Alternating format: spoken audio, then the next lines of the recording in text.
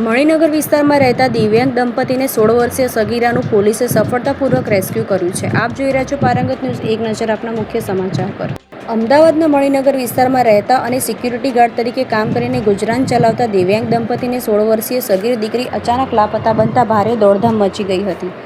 આ મામલે પરિવારજનોને ચિંતાતુર બની તાત્કાલિક મણિનગર પોલીસ મથકે ફરિયાદ નોંધાવી હતી, જેને પગલે પોલીસે આ સંવેદનશીલ ઘટનાની ગંભીરતા સમજીને સગીરાને શોધી કાઢવા માટે એક ખાસ ટીમની રચના કરી હતી। ત્યારે મહિલા કોન્સ્ટેબલે સગીરાની મોટી બહેન તરીકે ઓળખ આપી મકાન માલિકનો સંપર્ક સાધી તેમની પાસેથી લોકેશન મેળવી લીધું હતું અને ત્યારબાદ આરોપીને દબોચી લીધો હતો।